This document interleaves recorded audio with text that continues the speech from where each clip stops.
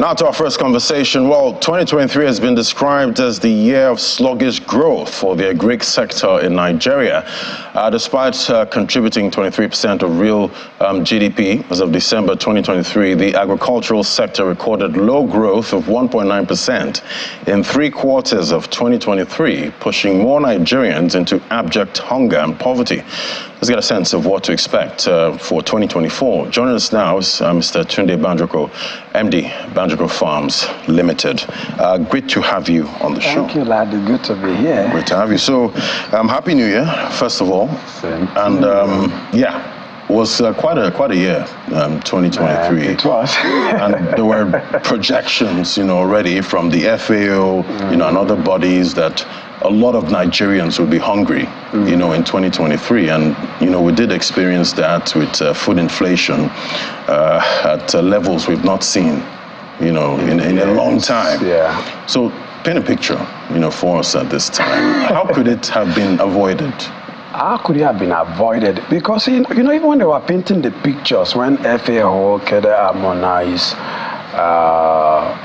were painting the picture of having 25 million Nigerians falling into food security by June to August during the lean period, the factors they were even considering was not even part of what we experienced in 2023.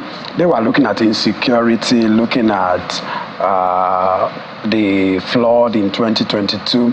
But we had some other dynamics immediately after the election, which changed everything. Of course, 2 major ones. The harmonization of the forex, the removal of the fuel subsidy, that took the entire numbers beyond what I think they even projected themselves. So I think the 2023 was really a very challenging year for Nigerians. You look at the inflation figure, how it went to almost 30% at the end of the year. And then, it now became the issue of, we are not talking about just accessibility anymore. We are not talking about affordability. So even when you have the product, how many Nigerians could afford it at that time? So I think a lot of Nigerians, and you look at the number, and at the time they were talking about this projection, we had 17 million Nigerians under, food insecurity. And they were saying if nothing is done, we'll get to 25 million. And then... Was anything done? Nothing was done. Right. In my own opinion, nothing was done. Because if something had been done, probably the number could have been reduced.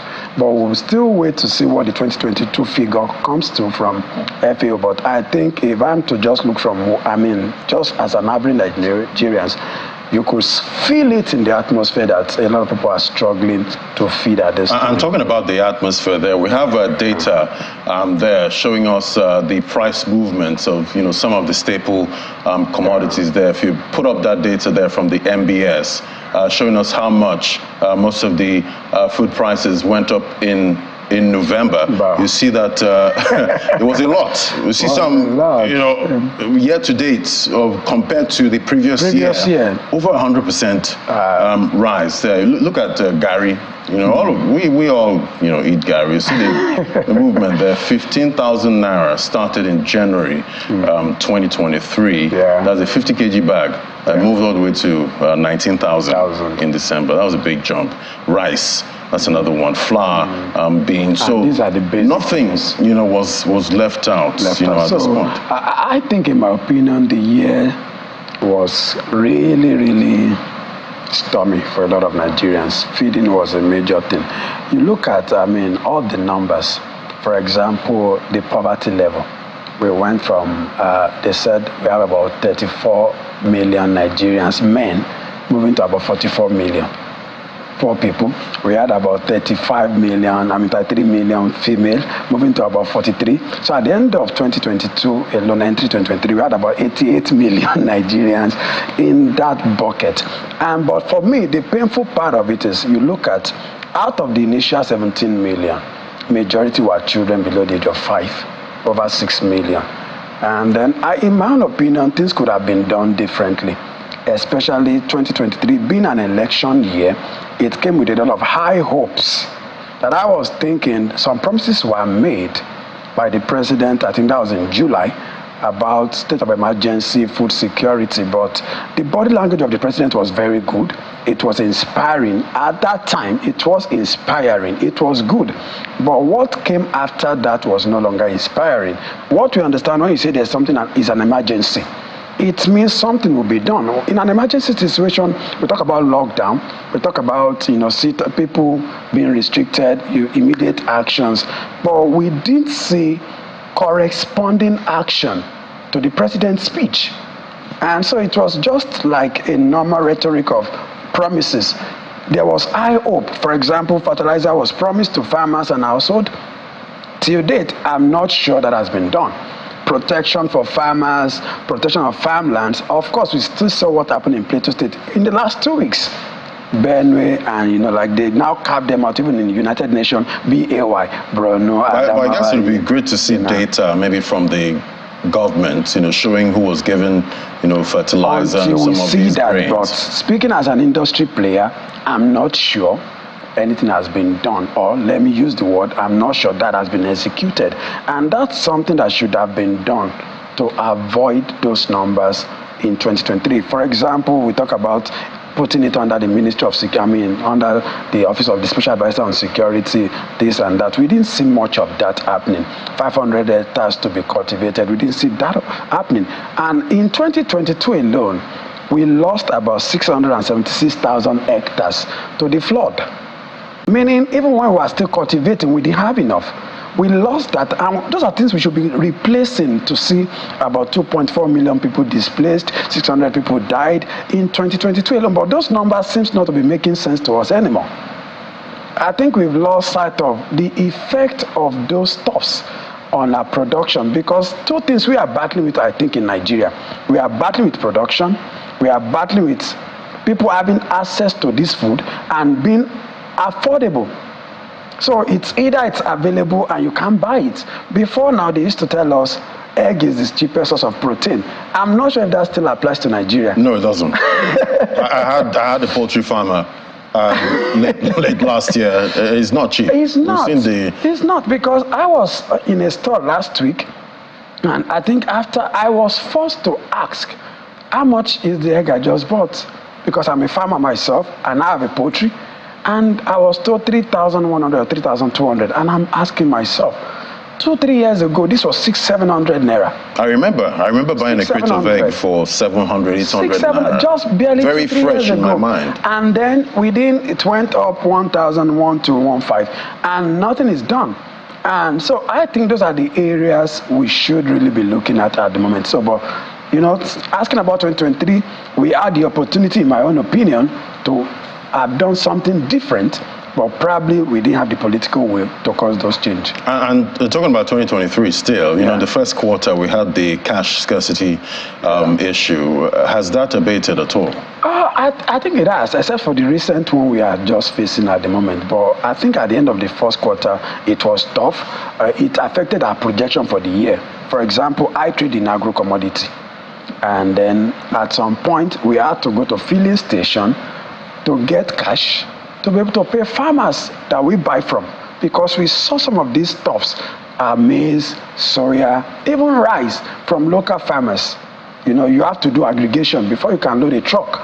You rarely get a medium or large scale farmer selling to you, so you do aggregation. So you have to pay, and some of these guys are not techie savvy, so they are not really interested in your transfer, or even the fintechs can't help them. Even willing to go to the stress of going to the bank.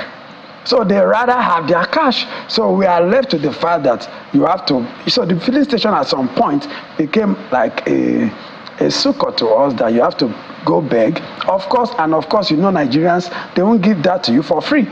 So we still have the financial inclusion issue, for the rural areas. So, but I think they have something like that in Kenya, that even the rural farmers could access their fund easily, and they're very comfortable. But we've not been able to do proper financial inclusion to the rural community, and that's still affecting the sector, because we talk about even 80% of what we have been, handling in Nigeria is coming from the rural setting and from the smallholder farmers. So until we sort some of those issues affecting them directly, we'll still be battling with what we are seeing in the urban setting. Right. Well, definitely now we have the Ministry of Agriculture, and food security. And definitely everyone's talking about food security at this point. Yeah. Have we started seeing any moves, from that ministry at all? You are in the media, so probably you will be the one to answer first. I have not seen it. Maybe you have. I'll be very honest. The body language has not communicated the urgency of that ministry. In my own opinion, the body language speaks a lot. You came into a system where prices are just, where farmers are committing suicide, seeing their investment going down.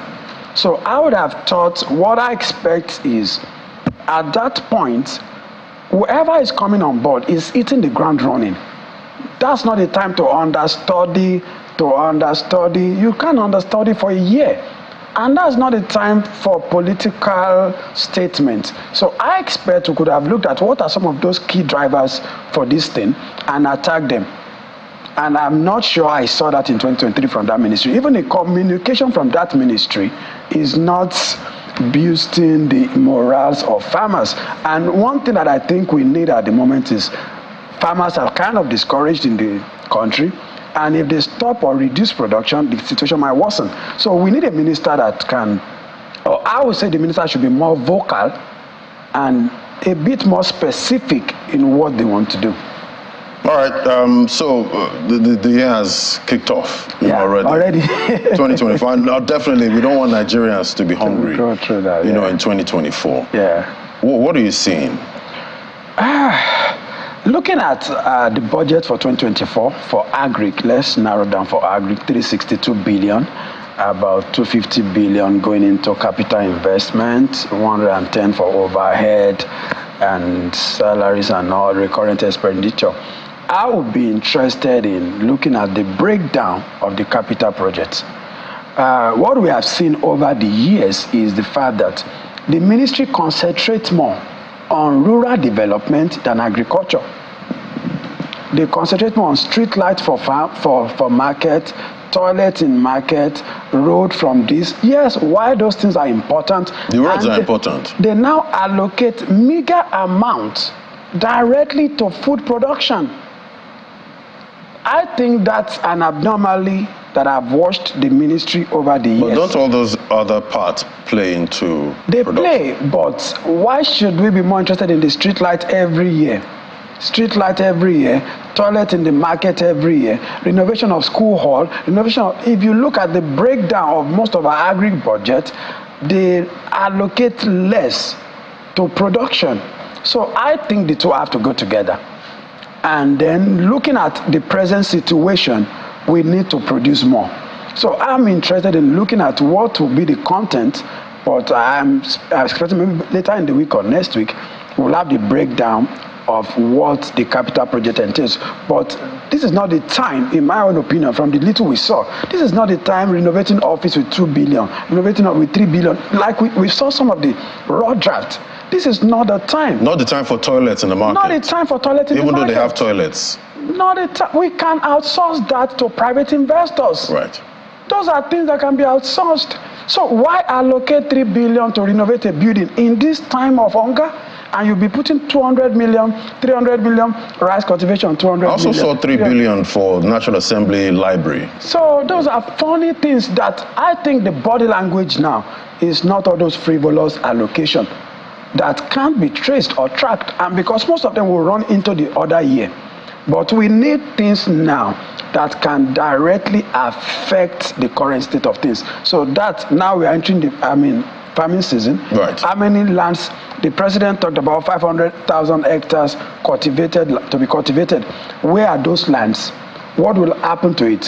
Who are those working on those lands? Those are the information we want to be hearing, not toilet, not street light. Right. Like we said, those are important, but like Nigeria said, who street light help? Who street light? That's what they will say. Right, let's look at the November food price watch there from the MBS. We see that the moves were quite high, and also for the staples there, we see That's for inflation. We see food inflation, obviously, 32.84%. But if you look at the prices of those foods, those commodities themselves, definitely, we're in the first quarter, at this time, do you see is there some kind of hope that these prices will come down? Of course, there's something called cause and effect. Right. So if the cause of a thing has not been addressed, you still probably have the same effect. Right. So until we start addressing those causes, then we'll start seeing the changes. And I believe, in my own opinion, it's very possible if we pay attention to it. So I believe it's possible, even from the first quarter. Looking at what are some of those basic things. Look, during the festive period, the president did something that for those who want to travel, 50% discount. On that subsidy, you remove from the normal petrol subsidy. That's a subsidy for people to be able to travel. Right. And a lot of people benefited from what we saw. I think people really benefited. People could travel. The same thing is what I think should be applied into the agricultural sector now. Exactly. So much to unpack. So if that can be done, for example, you look at how much does it cost to bring a truck from maybe the north to the south. If those things can enjoy, like we enjoy it in the oil and gas, so if that can be done, that okay, moving from Kano to Lagos, instead of you paying 4 million, paying 2 million for a food truck, what can the government do? Right. We don't have a problem with subsidies as long as the subsidies go to the right people. Yes. Definitely. What are we subsidizing? Exactly. And can we verify the subsidy? Exactly. Thank you so much. Always great having you. Thank you. Mr. Tunde Banjoko, MD Banjoko Farms. Definitely, we hope Nigerians will not be hungry in 2024. All right, we'll take a break now. Next, we're going to head straight to the markets as the local equities market continues bullish ways in 2024. We'll also get a sense of other global markets. That's in a moment. To stay with us.